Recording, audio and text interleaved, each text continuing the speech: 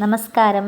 യാതൊരു കെമിക്കലുമില്ലാതെ എങ്ങനെയാണ് ഏറ്റവും ശുദ്ധമായ കൺമഷി ഉണ്ടാക്കാൻ പറ്റുന്നതെന്നാണ് ഞാൻ ഇന്ന് കാണിക്കാൻ പോകുന്നത്. അതിന് ഞാൻ ഇവിടെ എടുത്തേക്കുന്നത് ആദ്യം പൂവാങ്കുരുന്നില, ഒരു വെറ്റില, കുറച്ച് പനിക്കൂർക്ക, കുറച്ച് കയ്യൂന്നി, ഇത്ര മാത്രമേ നമുക്ക് വേണ്ടൂ. ഇത് നന്നായിട്ട് അരച്ച് പിഴിഞ്ഞെടുക്കുകയാണ് ആദ്യം ചെയ്യേണ്ടത്. അരച്ച് പിഴിഞ്ഞെടുത്ത് വെള്ളത്തിൽ നമ്മൾ ചെയ്യേണ്ടത് വെള്ള കോട്ടൺ തുണി അത് നന്നായിട്ട് ഞെക്കി പിഴിഞ്ഞ് എടുക്കാം. അപ്പോൾ തുണി ഒരു 3 ദിവസം തണലത്ത് ഉണങ്ങിയെടുക്കണം. അപ്പോൾ നമ്മൾ ഉണക്കി 3 ദിവസം തണലത്ത് വെച്ച് ഉണക്കി ആ തുണിയെടുത്ത് തിരി പോലെ തെറുത്തെടുത്തിട്ടുണ്ട്. അത് നമുക്കിനി വിളക്കിലേക്ക് ചുറ്റി വയ്ക്കാം. ഓക്കെ, ഇതിലാണ് നമ്മൾ എണ്ണയൊഴിച്ച് തിരി എടുക്കാൻ പോകുന്നത്. നമുക്ക് ആദ്യം ഇതിലേക്ക് കുറച്ച് നല്ലെണ്ണ ഒഴിക്കാം. തുണി നന്നായിട്ടൊന്ന് കുതിരട്ടെ.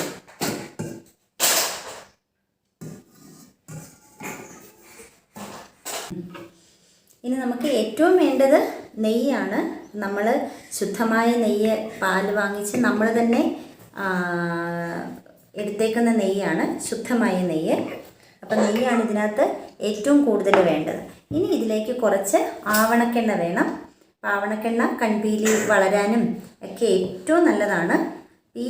ഇതിലാണ് നമ്മൾ ശരിക്കും തിരി റെഡിയാക്കാൻ പോകുന്നത്. ഇനി ഈ തിരിയുടെ തുമ്പ് ഞാനൊന്ന് കുതിർക്കാം, അപ്പോഴാണല്ലോ അത് നന്നായിട്ട് കത്തുന്നത്.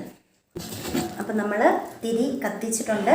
ഇനി ചെയ്യേണ്ടത് തിരിയുടെ മേളിൽ ഞാൻ ഇതുപോലെ 2 സൈഡിൽ ബലത്തിൽ എന്തെങ്കിലും വെച്ച് ഇങ്ങനെ വെച്ചാൽ മതി. പൊക്കി വെച്ച് കഴിഞ്ഞ് ഈ തിരി കെട്ട് കഴിയുമ്പോൾ എത്ര തിരി വേണേലും നമുക്ക് ഇതിൽ നിന്ന് എടുക്കാവുന്നതാണ്. അപ്പോൾ നമ്മുടെ കൺമഷി റെഡിയായിട്ടുണ്ട്. ഇത് നന്നായിട്ടിങ്ങനെ ചുരണ്ടി എടുത്തു കഴിഞ്ഞിട്ടുണ്ടെങ്കിൽ ഇത് പൊടി പോലെ ഇതിങ്ങനെ ഇതാണ് നമ്മൾ എടുക്കുന്ന കൺമഷി. ഇത് കംപ്ലീറ്റ് ആയിട്ട് ഇങ്ങനെ ചുരണ്ടി എടുക്കാം. എടുത്ത് നമുക്കൊരു പാത്രത്തിലേക്കാക്കാം. ഞാൻ മുഴുവനൊന്ന് ചുരണ്ടി എടുത്തതിന് ശേഷം നിങ്ങളെ വീഡിയോ കാണിക്കാം. ഇത് കണ്ടോ, ഇതാണ് കൺമഷിയായിട്ട് കിട്ടുന്നത്.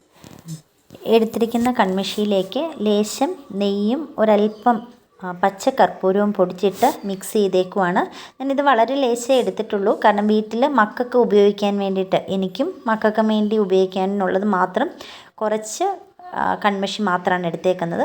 നന്നായിട്ടൊന്ന് മിക്സായി കഴിഞ്ഞാൽ നമുക്ക് ഇതുപോലെ ഉപയോഗിക്കാം. ഇനിയിപ്പം കൺമഷിയിൽ കുഞ്ഞിന് തന്നെ ആദ്യം എഴുതിക്കുന്ന കാണിക്കാം. നിങ്ങൾ കണ്ടാലറിയാം, വളരെ എന്താ പറയുന്നത്, കട്ടിയായിട്ടോ അങ്ങനൊന്നുമല്ല. നെയ്യ് ചേർത്ത് മിക്സ് ചെയ്തേക്കുന്നതുകൊണ്ട് തന്നെ അതൊരുപാട് കട്ടിയായിട്ടല്ല, നമുക്ക് എഴുതാൻ നല്ല സുഖമാണ്. കണ്ണിലാണേലും പിരികത്തിലും പൊട്ടെഴുതാനൊക്കെ ഏറ്റവും ബെസ്റ്റാണ്.